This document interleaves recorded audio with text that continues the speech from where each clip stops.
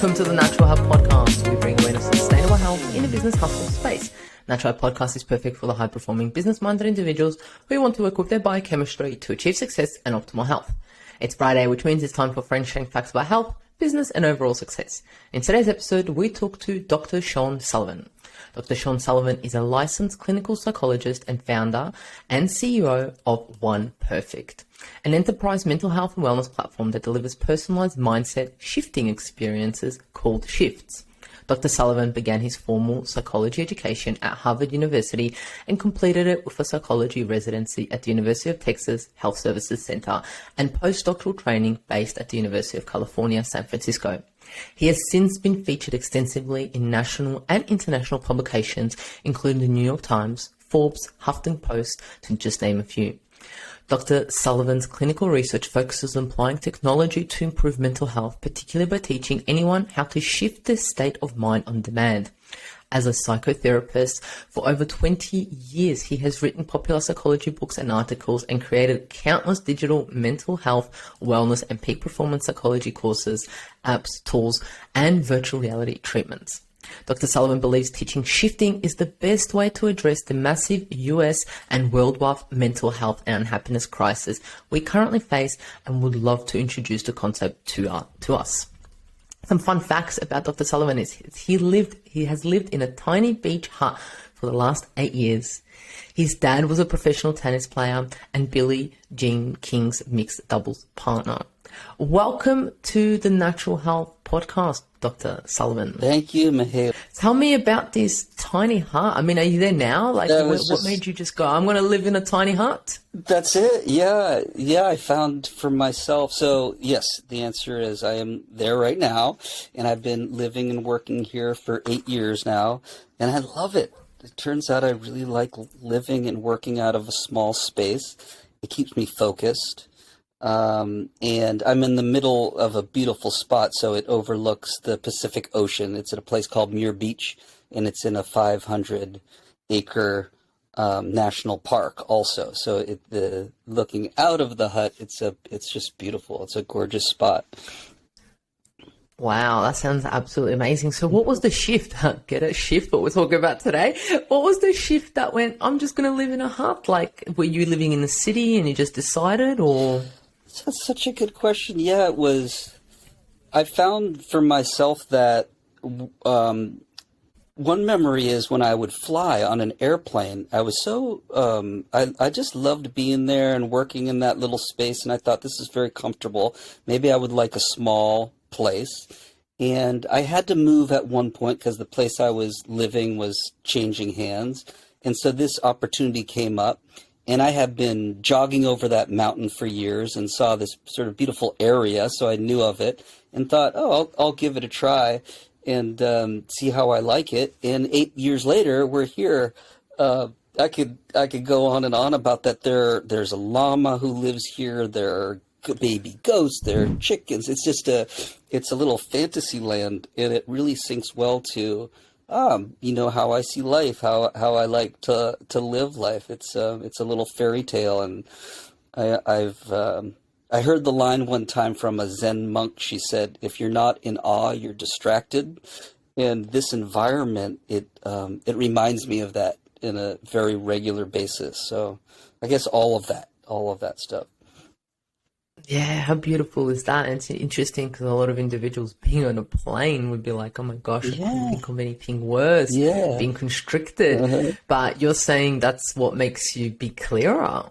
Yeah, I was very interested in spending a lot of time in the kind of work that I do, mindfulness, meditation. It turned into this concept of shifting, which is the idea of navigating into a state of mind intentionally.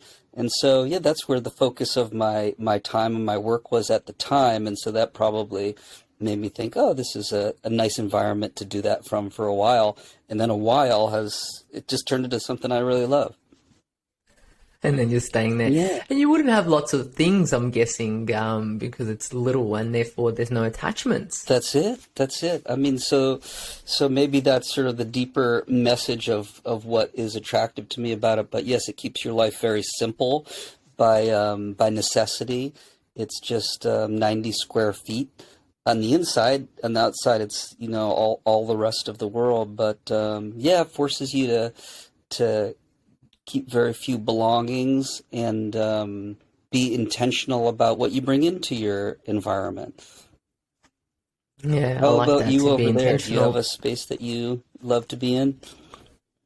Yeah, well, I live near the beach, so absolutely love going there daily, just grounding, just watching the waves and just watching time pass by. Mhm. And actually one of my favorite spots that you say that is my dog usually lays on the bed and watches the world go past. So whenever I'm a bit stressed out, I just lay with her on the bed and just watch the world pass by and I go, what a wonderful world this dog has. Yeah. Yeah, I remember, It's interesting. Eckhart Tolle, I'm sure, I've heard him say before that his cats are his best teachers. Yeah, it's so true, 100%. I mean, my dog just taught me so much to just sit calm and just be, which is crazy. Yeah. I mean, I'm getting ahead of myself a little bit here based on what I hope to talk to you about a little bit, but that idea of, we're talking about it as an animal, but another person who is present, which is essentially what an animal is when they're watching the world go by, is an incredible way to shift yourself into presence. It's just to be with someone who's present. It's, I think of other humans as our best drug, basically. We never think of it that way, but it's true that when someone comes into your life, into the moment that you're in, and you sit with them, and they're present, then it's really natural for you to kind of accommodate for lots of physiological reasons that we know, but just more importantly, the experience of it is so natural.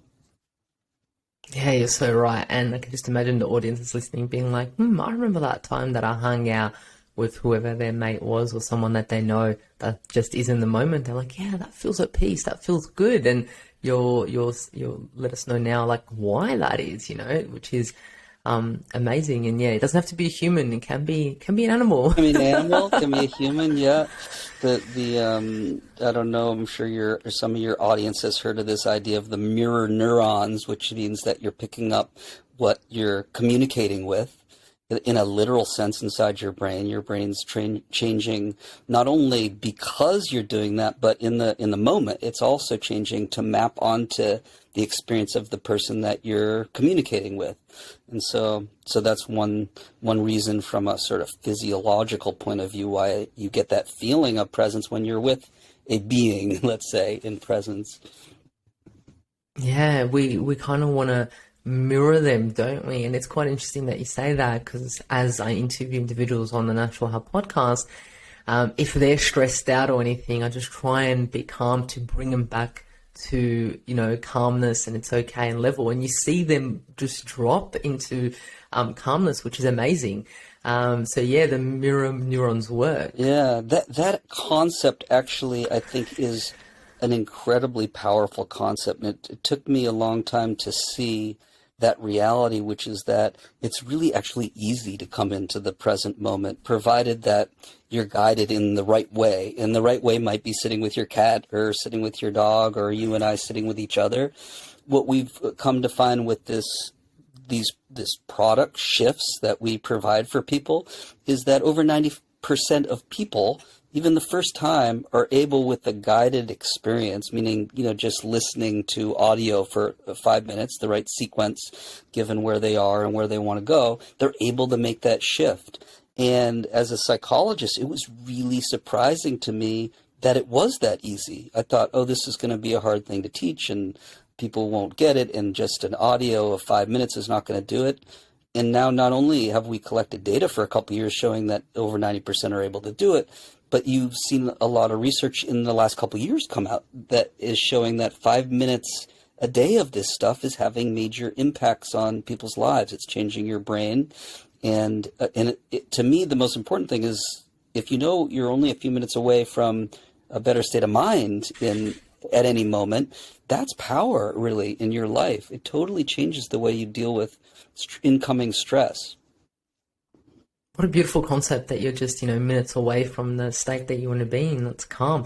Mm-hmm. Before we go into a little bit more detail about that, because I can't wait to dig into it, let's find out what got you into psychology. What got you into where you are now? What's the story, Sean?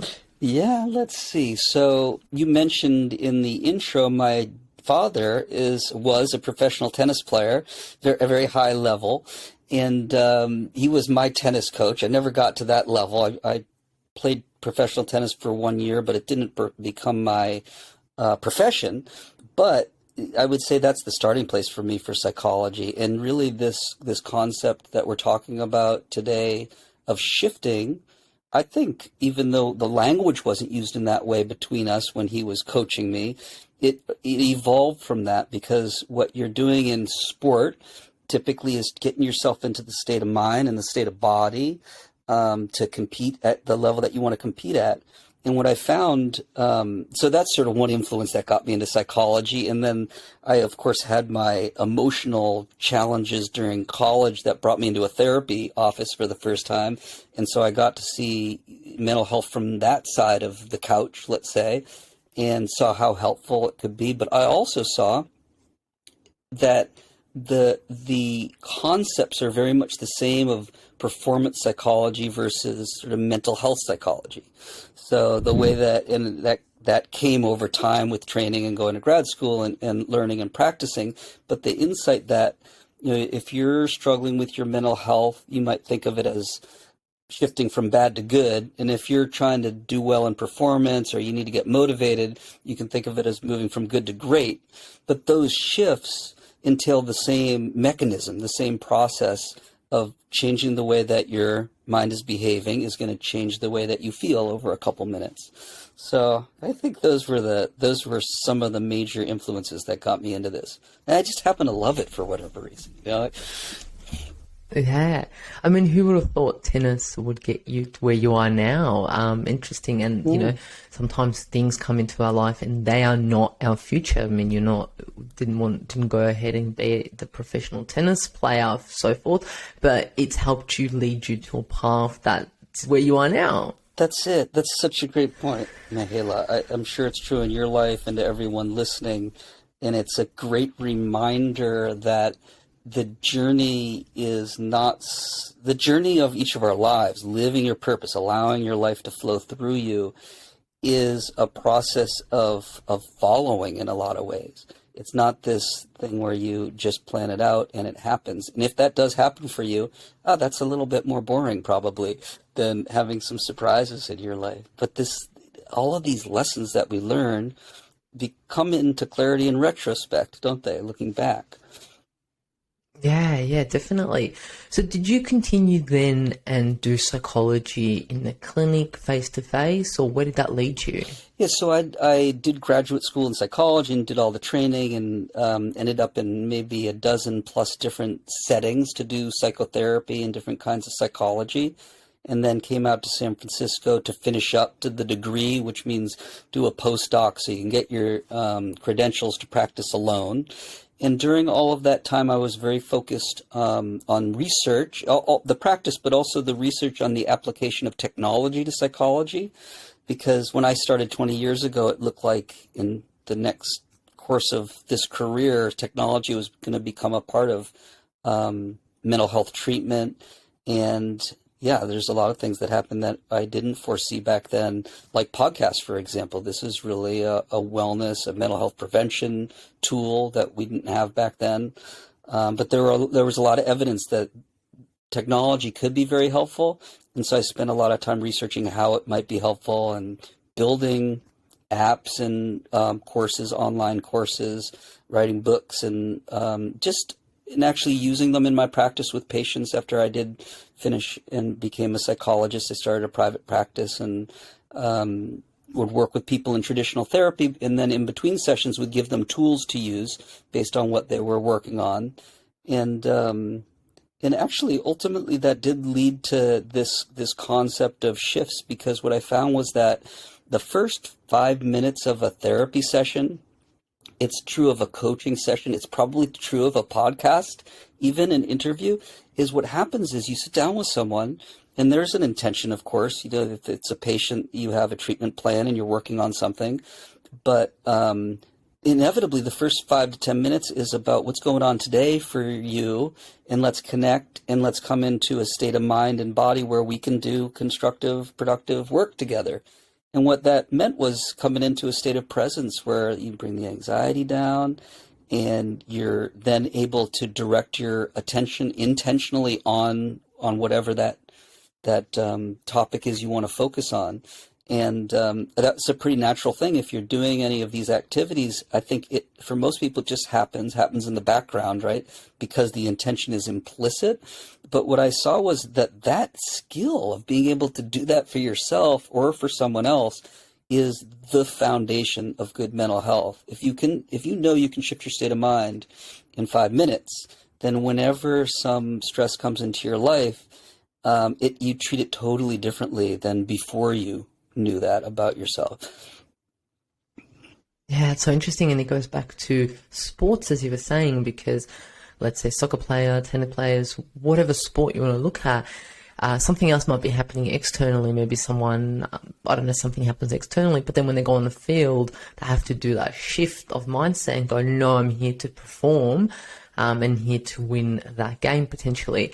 So it's interesting that you say that, and we do that a lot in our lives. We do shift a lot without even noticing, through school, through relationships, at work, even when you're driving, we shift, don't we? I think all day long this is happening, and actually it's sort of the foundation of the concept of Buddhist meditation, Zen meditation, the concept that change is the only constant.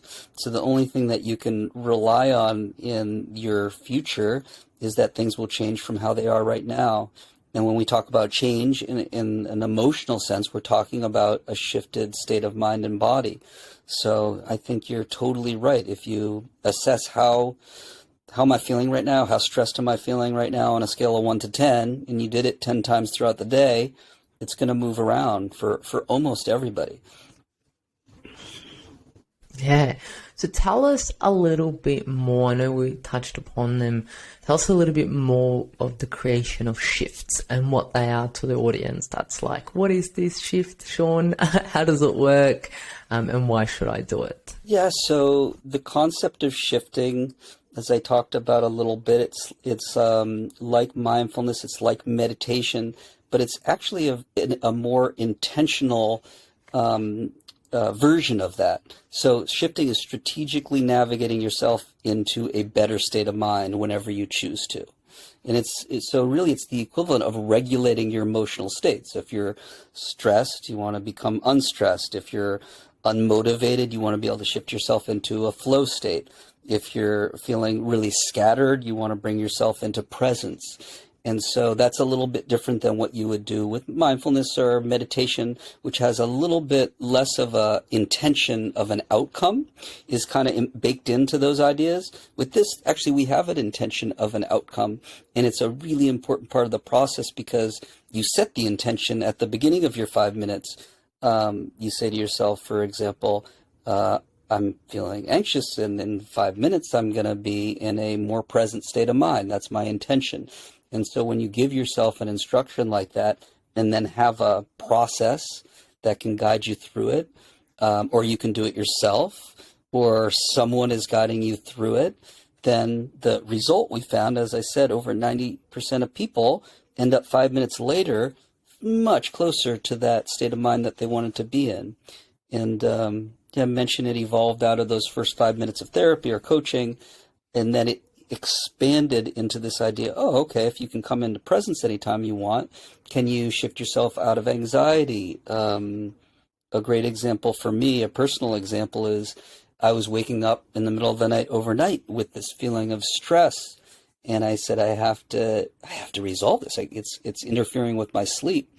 And so I spent time just focused on it at that moment when you wake up in the middle of the night and you're feeling stressed. What is that script you could walk yourself through to shift yourself back to sleep? So shift into sleep. And I just found if you're intentional and strategic about it, then it works every time you do it, every time you walk yourself through it, because your brain functions a certain way and it responds a certain way. Yeah, and I heard a key word there, 5 minutes. I mean, there's individuals that want to, shift into whatever state they want to be in, but they've never probably heard that they're able to do this in 5 minutes. They're probably like, okay, well, I need half an hour a day. I need to do this. I need to do a headstand, spin, all of these Gotta things learn to all this shift. stuff. Yep, yep.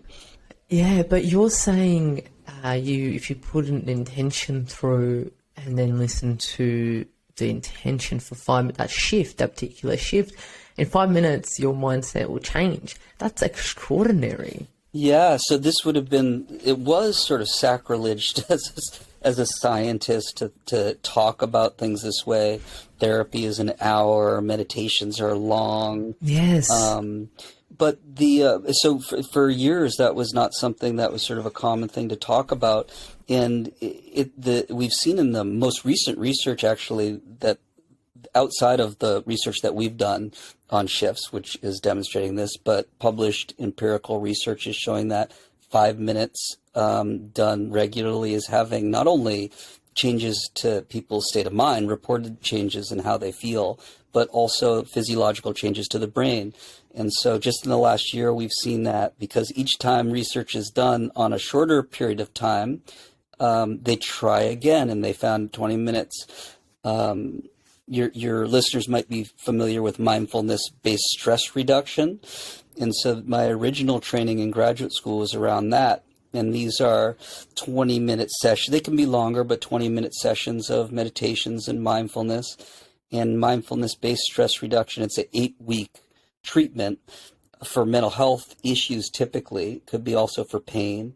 But it's been researched for 40 years, and just about every single mental health disorder it's been tested against, it's been shown to be effective.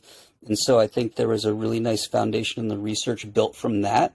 That was John Kabat-Zinn at the Center for Mindfulness in University of Massachusetts Medical School. And then in the years since then, there's been a lot of experimentation. And as I said, I was shocked to find that people are really able to do this fairly easily.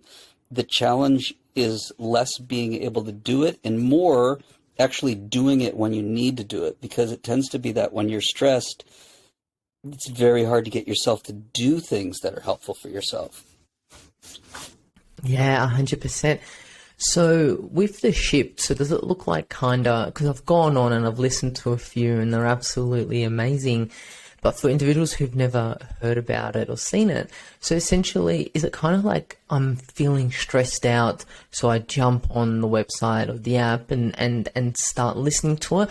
Is it kind of a proactive thing, or is it a reactive thing, or a bit of both? Yeah, so ideally it's proactive. The way that it works in the mobile app right now is that you would open it up and you would identify I'm feeling sad or lonely or unmotivated, or I need to get to sleep. So any of that range that I talked about from mental health to wellness to performance, couple taps, and then based on your history and based on what you've identified for today, you're getting this shift. This 5 to 10 minute experience is what it tends to be. That's audio based. It could be video based also. And it guides you through, a sequence that includes some silences, but really it is bringing you into presence, and then it is talking you a bit through the issue that you identified. If you said that you were feeling angry, it's trying to talk you through the best science that we have around how to work with that. And then it's also focusing towards the end on, you're coming out of this in a minute or so, you've spent some time in presence, you have this fresh perspective, let's take that into the rest of your day, and kind of directs you in that way. So it has some components that are some consistent components and then some unique components depending on your needs. And the next phase of this, which I was really excited to talk to you about, entails a live person actually shifting you. So right now in the app, it's all 24/7 digital. You do it anytime you want. We're going to be adding shift therapists so that you can choose live instead of digital. And that means you get to choose from people who have ratings as shifters, as shift therapists. And you might pick someone who has a background that resonates with you or has struggle with the same things that you have, that you feel kind of understood or seen by, and you connect with that person live, and in 5 to 10 minutes, they're taking you through this shift. And we're finding when we look at that, I've been talking about how effective the digital shifts are. When you do it with a live person, it's supercharged because, as I said, humans are the best drug for us. Yeah, wow. What an amazing addition to it. Having an actual human on the other side, guiding you through whatever you may be going through. That's absolutely amazing. What made you decide to add the live version? Well, it was really the origin of this, as I said, was coming out of therapy and coaching sessions and recognizing how effective that was. And then when I saw it worked digitally, I thought that was great, but there's so much more power in human-to-human connection. So when you think about the value to the shift therapist, in addition to the value to the person who's getting shifted, you're starting to see this sort of network effect of being able to spread this concept and really share it. So the idea of bringing live people in kind of counterintuitively is all about being able to spread it and share it with more people. Yeah, that's absolutely amazing. I know my camera's gone off. I'll fix that up, but we can still continue on. Yeah, that's absolutely amazing. I love, actual human beings and the connection that we have as humans and the healing potential we have as another human. And I can just imagine. Yeah. The other thing, Mihaela, there that I didn't mention is that there's a lot of research that shows that you don't have to be a therapist or have a training or education background in psychology in order to help another person enormously in a short amount of time with intervention, with a brief intervention. Over here, I don't know if this is a worldwide term or not, but community-based mental health is something that's become really researched and really popular. It's using volunteers in the community or even paid people in the community that have sort of a specific training in triage or whatever it might be that can help other people in particular situations. And that we're building on that concept with this is to say, hey, it helps everyone. We know that helping other people helps ourselves. And the benefits that you get from shifting on your own are completely amplified if you're teaching someone else or shifting someone else. Yeah, and we've seen that here in Australia also work with individuals who've been through things like abuse or drugs or even failure in sports or whatever it may look like, or failure in their eyes, whatever that look like, and then have mentees, so mentors and mentees. That's it. And the effects there are absolutely extraordinary. And I mean, these people haven't been, like you said, trained to be a psychologist or a counselor, but they are healing and helping each other. Yeah. I mean, when you put it that way, it's almost as though the non-training is a benefit because the trust in the person is based on something else, right? It's based on that this person is really here for me and they've been through the things that I'm struggling with. So, yeah, I think there's so much potential there. We have, you touched on at the beginning, this worldwide unhappiness crisis, let's say. The Gallup reported that we have, I think it's 43% less happy since 2007. So it's not just the pandemic. This has been going on for a long time. And a big part of it seems to be that we're not connected to each other in the same way that we were. And so that's another reason why adding humans might be a nice addition to just the technology.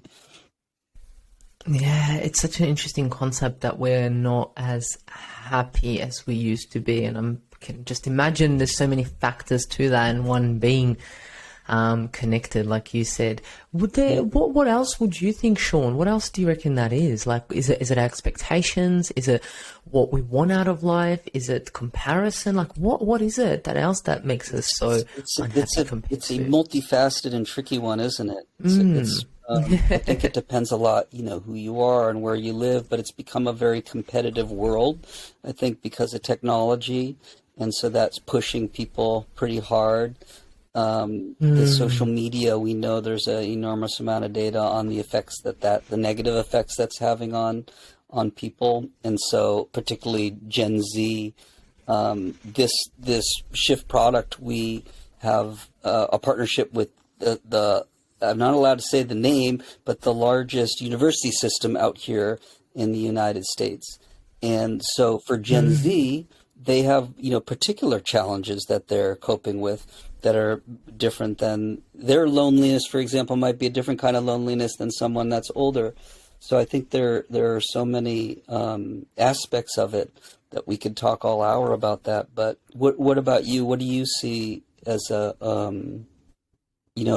component of that loneliness and that unhappiness that's happened? Yeah. It's such an interesting concept because loneliness affects us in so many aspects. And me being a naturopath, it's a huge aspect in people's health and overall health. And just by adding in, connection or responsibility or a goal, the mindset of having a future, I think assists so much. And a lot of people may not see a future with whatever's happening in their life. For example, if they're in pain, if they're going through whatever disease they may be going through.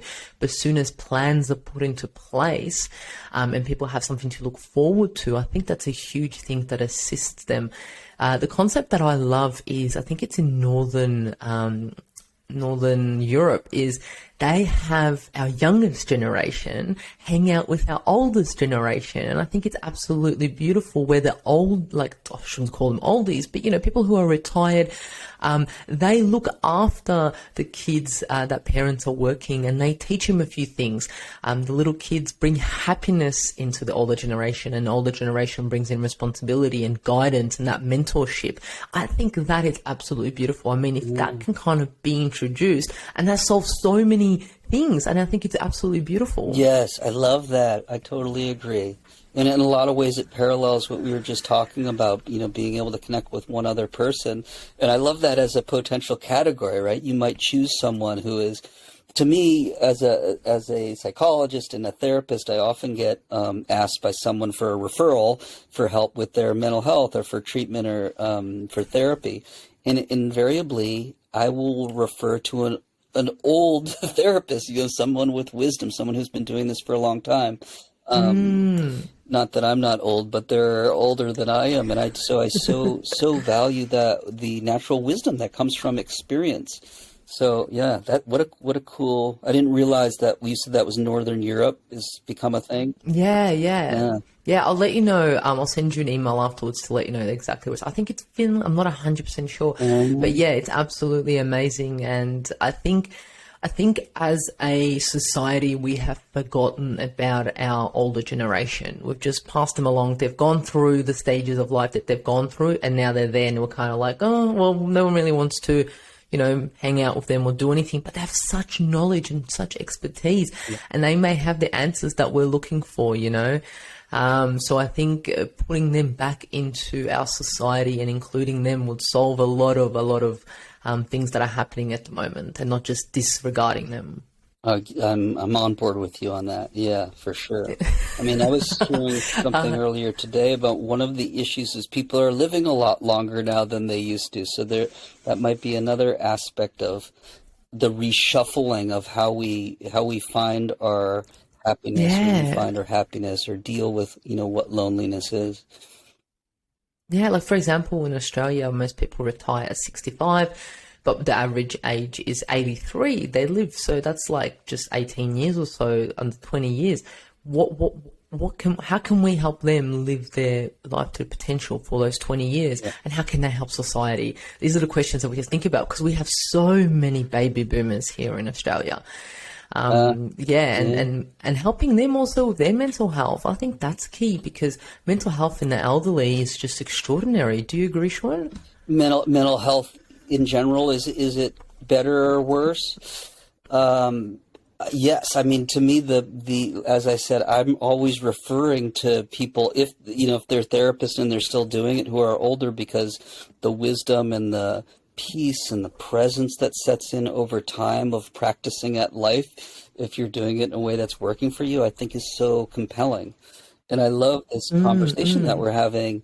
Maybe we need to think even more about matching, in shifts, older and younger, at least, presenting it as a Yeah, valid wow. option, right? Because you're highlighting the fact that these folks that are older, and nowadays 65, 70 is not old, right? Now it's you're sort of peaking. And so, but you also have time in the case you're talking about if you retired. And so in the giving back is it's a win for everyone. So yeah, I love thinking about it that Yeah, way. and I'm thinking as an older generation, they're not trying to build anymore, right? Yeah, they're They've trying to done get what they're anything. building. Yeah. Yeah, yeah, and they just want to give back and what they've done. So I think the linking, generations together is absolutely amazing, and learning from them. I think that's a huge gap I that we're love that. I missing love in. that. One of the ways that we are implementing it for universities is actually to have students volunteer and sort of support each other because this other student's lonely, and so the student in their own college seems like a great fit to make them feel a little less lonely. You're local, and so that's Yeah, one way to think about it. But I love this. I love this additional idea of saying, hey, there is this resource of these people who have lived 80 years who might have an interesting perspective on your life and bring you yeah, some peace. exactly. So I both, remember right? when I was making a huge life decision, in my eyes, I asked about five elderly individuals on what they would do, and it was so completely what I didn't even think they would say that. It was either buying a house or moving and living overseas. And I would think most of them would say buy a house, do that. And literally all five of them said go overseas and travel. And I was like, oh, Really? amazing. So I based my decision on that because I was like, they know they've got experience, and they've all owned houses, and they're like, Mahela, you can own a house any day, any time, but the experience of what you have, go and do it. So linking, so you can imagine individuals in a retirement home who are just willing and bursting to give information out and just talk to someone. I love that so much. That's cool that you did that. What Yeah, yeah. inspired you to do that? I don't know. I think it was kind of like getting an idea of other individuals because everyone my age was like, oh, that's just stupid. That's silly. And I was like, I'm going to see what other people who've already lived double, triple my age, Yeah. would say. And yeah, Yeah. yeah, it was interesting. Wait, I don't so look back at it at all. the people your age were saying stay, don't go, or Yeah. oh, okay. Yeah. Interesting. They were saying, yeah, build a house, build a bit of build, Yeah, like 'cause build a that's what you do in your foundations. 20s, 30s, you build. Yeah. But yeah, it's interesting as. So, Yeah. Sean, with shifting, I love that whole concept. And I can just imagine the audience listening now being like, wow, I have the potential of shifting my mindset with just something on my phone, an app, on my phone and being able to shift. Do you see users using it on a daily basis mainly? Do you see users using it here and there? Is it Yeah. for like a month or 2 months? What are the stats behind that? Well, we started out with just the app, the personalized mobile app. You come in, you identify where you are and what you need. And we did pilots with this university system. And so, and people were on a fairly regular basis during the pilots, and we were doing testing and gathering data to make sure that it was working. And then we found, oh, people were coming back, weekly, that kind of thing. But what that inspired us to do, because we realized that this works when people do it, and they say they love it, but we know that the challenge is doing it when it's hard for you to do it, that what we'll do is we'll start emailing the shifts to people so that they can either do it within the email, just read through a shift and control the pace. They don't have the 10 minutes. They do it in 3 minutes by reading through it. Or they can open it up on online on their computer and listen there, just like a podcast, or they can click a button and open the app. And when we did that, the numbers went way up. Every time we send one, roughly 50% of the people who are subscribers are engaging with it on one of those levels. They're Yeah. doing it in their inbox, they're doing it on the web, or they're doing it in the app. And so the answer sort of depends on which one you're talking about. And I've come to think about it just as it's all one thing, really. It's if you're doing it for yourself, really what you want to be thinking about is what gets you to do it. So do it in the way that actually will get you to do it. And we found the least resistance is you get it in the inbox and people read it and then they return to it. I mean, you send one on a Thursday and people are doing it 4 times before the next one gets to them. And so we do that weekly as a free service. And then we also, now we're adding video shifts. Now that we're bringing shift therapists in as a concept, I'm recording video shifts and sending those out. And we're starting to see the same data on that. So, I love that. yeah, I spent a lot It's amazing. And sometimes we need a bit of a reminder, don't we? Where it's kind of hey, it's time to shift a bit, because you don't usually, I mean, it's not part of your habit forming to do this shift unless it is. And then you're just kind of like, oh, when it pops up, you do it. Or when you look at your phone, you see the app and you're like, oh, I haven't used that for a while. Unless you build it into your daily habits. That's it. That's 100%. I think that is not only the takeaway is that if you make it really easy, obviously people get to do it more. What we found, because we sell into organizations, that if they tell their employees or do it for them, put it on their calendar twice a week, then people do it because it's scheduled in and they're reminded in that moment. So yeah, it is largely the reminder. I think even more than the reminder is having it in front of you. It's one thing to be like, oh yeah, I'm supposed to do that and then skip it. But to actually just start is the thing. Yeah, I love that. So going back to shifts, individuals might be like, who can use it? I know you've mentioned anxiety, you've mentioned loneliness. I think you also mentioned pain. So people can use this for pain also? Actually, we don't have it for pain yet. I've written a little bit about that on the blogs. I think it's important kind of to get that very, very right before we start sharing it with people.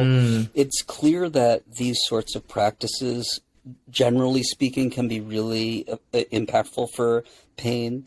But at the moment, it is the kind of topics that I mentioned. I could sort of scroll through it with you, but it's the mental health type things. It's not mental health diagnoses, but it's the sadness, the loneliness, the anger. We saw a lot of people anger. And then it's sort of specific situations, like I'm feeling annoyed with someone, or I can't sleep, or I need to get ready for it's Monday, get ready for Monday, or make the most of my weekend.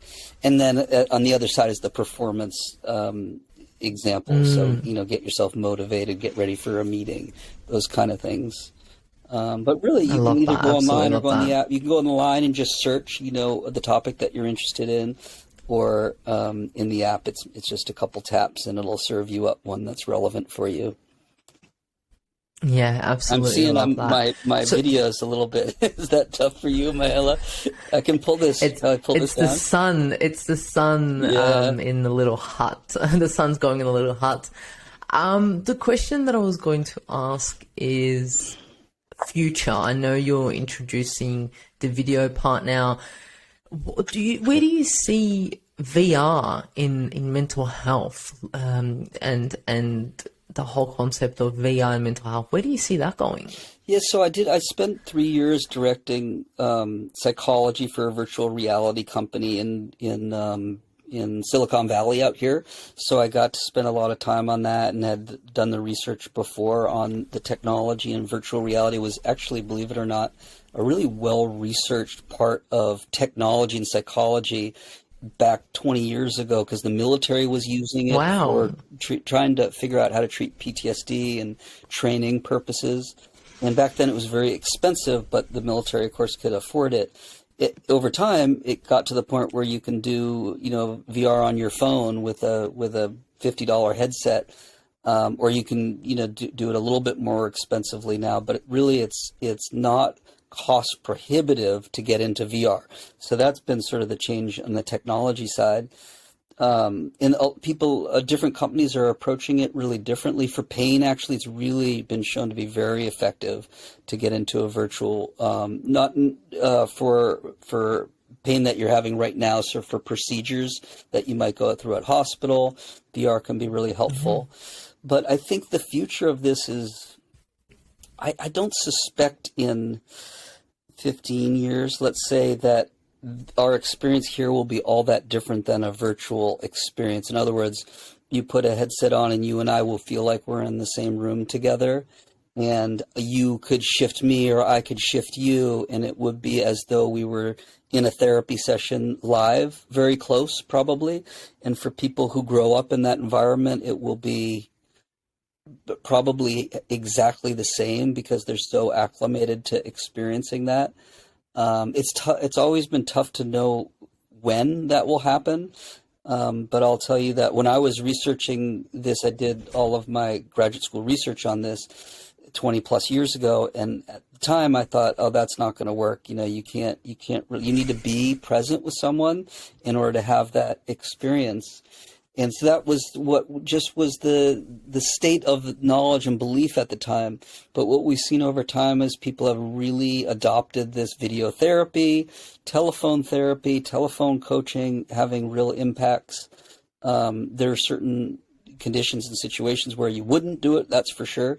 But I think when the technology is to the point where it feels like you and I are together, then you're going to probably see it really mirror all the other ways that we use psychology. Yeah, what a positive view and outlook for using VR Yeah. and technology for mental health. Absolutely love that. And you even saying, you know, the Defense Forces used it 20 years ago, also to assist with people with PTSD and training and so forth. And they probably did their own little shifts without even calling it a shift. Yeah. And The yeah. research is very much historically around anxiety and anxiety-based disorders like PTSD. And that when you treat anxiety, you treat it in a pretty sequential way, traditionally in psychotherapy. And so those ways of treating things that are very sequential are really a nice fit for technologies like virtual reality at the moment. In the future, if you feel like you're really there with someone and it's not a prefabricated experience, then I think that probably is more what the future looks like. But right now, even, you know, there's a specialist here who I'm close with who uses virtual reality to treat people who have driving phobia. And so the phobias, the anxieties can be very effective for, because you can model the experiences that provoke the anxiety in virtual reality better than you can in this kind of environment. You can give that experience more closely. And over time, that's only going to get more, I think that effect will get stronger. Yeah, and that's amazing. And then potentially finally someone getting someone behind the wheel after so many years. Like, Yeah. wow, what an achievement. Or even, you know, on a plane, on a boat, out of the house. Even individuals after COVID, individuals haven't gone out of the house because of the fear and anxiety. So using this type of technology to get people to increase their life quality would be amazing. Yes, yes. My when I actually used those tools, virtual reality, I treated someone who had a fear of flying, and it was an achievement. For the first time, he got on a plane in years, and reported afterwards that he had a fine experience with it, and it's really gratifying. Yeah, when you can see someone shift from thinking they can't do something, and so they don't do it, to approaching it sort of slowly, and then realizing, oh, my emotional relationship to this thing has changed, and just taking that next step in their life that they feel like they couldn't take. I love that. So next time I'm on a plane, I'm definitely going to download some shifts. Nice. They have them on the planes now, I see. Different meditations. But yeah, we'll get the shifts on there. Yeah. Yeah, that's amazing. And I can just imagine the audience being like, wow, next time they have anxiety or depression or feel a bit out of it, they can just jump on the phone, shift in 5 minutes, and off they go. Their day has taken a turn, Yeah. compared to what it would have been like in bed or not being able to get out. And they're often doing what they want to do and allowing people to achieve and live the life that they deserve. I love that. I absolutely love that, Sean. Thank you for saying that. That's so nice. Yeah, that app that you're referring to, just in case people do want to get to it, is called One Perfect Shift. and you go to oneperfect.com and kind of get everything that you need there. But that would be a wonderful thing. Yeah. And, I was talking to a friend, a psychologist friend this weekend while we were having dinner, and we were just reflecting on this idea that it is one of the wonderful professions, these helping professions, when you get to hear stories like that and you get to have, people thank you and tell you how helpful the time you spent was. And that, that concept plays very much into this become a shift therapist. So if anyone wants to become a shift therapist, you can get trained for it. Just go to oneperfect.com and follow the links, and you can have that experience that I'm talking about, which is incredibly gratifying. And in this particular case, doesn't take that much time, right? You can have a real job and shift 4 people a week, and that's 20 minutes of your time or 30 minutes of your time, but you're really contributing now. I love that. And I'll put all the details in the show notes to so people know how to contact, how to become a shift therapist, or even use shift themselves. If you could give individuals some practical tips to the audience that's listening, how to incorporate shifting into a better state of mind at any time, what would be some practical tips that you would give, Sean? Practical tips. I would say the most valuable things I've learned are, for me, I mentioned doing it overnight. So if you do have that issue of waking up in the middle of the night with any anxiety, use that as a trigger, because it's really easy to remember, because it's pretty, it's a pretty real experience when you're having it. If you don't have that, then the best thing that I've learned is do it first thing in the morning. That way, if you start your day with the shift, whatever really works for you. For me, I love this process of shifting, but it could be a meditation. It's whatever brings you into presence at the beginning of your day that works as a routine. Then that it pays you such dividends over the course of your day if you can just get yourself to do it at the beginning of the day. So, and when it comes to practical tips, just 1 or 2, I think, is the most helpful for people so you can remember it. Those are the ones I would focus on. Either if you have sleep issues, do it at night. If you do or you don't, first thing in the morning, try to make that habit. Tie it into whatever it is you do. Cup of tea, cup of coffee. And I since like it's that. on your Stack phone, the habit with another habit. Oh, sorry, Mila. No, I was saying stack that habit with another habit, like you said, Yeah. if it's a cup of tea. And Yeah. Do you do some mindfulness work yourself? I do indeed. I shouldn't say work, by the way. I myself have struggled a lot to calm, because I'm always go, go, go, and I love being go, go, go. So therefore, I have changed the mindset about how I see breathwork and meditation. I see breathwork and meditation to allow me to focus so I can achieve more instead of calming me. It's more the focus and calming the nervous system so I'm able to achieve what's placed upon me, but also I'm able to think differently, and things come in the shower or when I'm meditating or doing breath work. There's thoughts that come up that usually wouldn't come up. So giving space for my brain to just be without anything in it. Yeah, I love that. I just saw, again, new research that reflects that, which was that taking breaks is increasing productivity. It's because of what you said, all of this work is happening in the background.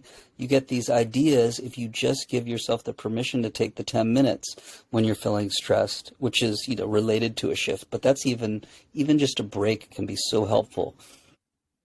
100%, 100%. Sean, do you do shifts every day? What does your what does your day look like with breathwork or meditation or shifts? Yeah, I do it. I used to do it when I had a full psychology practice before every session as a way to get into presence so that I could be present for someone else. Now I, for example, did it right before we came on together, so I do it anytime that I want to remind myself to come in sort of a deepened state of presence for something. So those are sort of the ad hoc during the days. Then another ad hoc is anytime anxiety crops up, I'll do it. For me, it's become something where we talk about it as 5 to 10 minutes, and I think that's a great thing to get in the habit of doing as a lifestyle. But when you start doing it, as I'm sure what you just said reflects also, just taking a long, deep breath, if you're doing it consistently, just doing that has an even deeper effect of bringing you into calm, because you've learned, your body has learned what that state feels like, so it becomes so much more natural to embody it when you want to. So I answer this question probably a little bit out of order, because the standard that I will do is the two things that I talked about, that I gave as suggestions. Overnight, if I wake up, for sure I'm doing it. And it used to be, not a great time overnight. But then it became, now when I wake up, no exaggeration, it's like a shot of joy that I have the next 5 to 10 minutes to like chill. And I know, if I'm not back to sleep after this shift, I'm going to be just chilling with a body buzz, feeling present and appreciating and being awed by life. So, and that's trust me, a major change from what it was. So that's that, and as a result, it turns out I don't have to do that overnight nearly as much. But now, first thing every day is my mantra. I need to at least do my shift. Matter of fact, right across here on the wall is the original shift. It's a poster that I made as a summary of a book that I wrote, and it was a shift before we started shifting, really, and it's all about just a little poem to walk myself through, listening to life and coming into the present moment, and all the different ways of doing that are powerful and have been so helpful to me.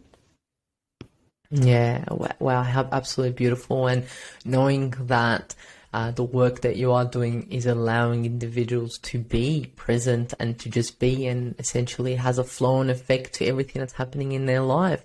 So Sean, I really, really do appreciate your time on the Natural Health Podcast. I appreciate you taking this time out and sharing your work, which is absolutely amazing, and hopefully more people will jump onto shifting. Thank you so much, Mihaela. It was really nice to talk to you. Appreciate the time and the opportunity to talk with you and your audience a little bit. Yeah, if anyone wants to become a shift therapist, come visit us, and we'll meet you. And I'm going to think even more about that idea that you were talking about, getting the elderly involved. Let's not even call it elderly. We're talking about someone who's just done their first work life, let's say. That's it. I love that. Thank you so much, Sean, and thank you for joining us on the Natural Podcast. And remember, the missing link between failure and success is your health.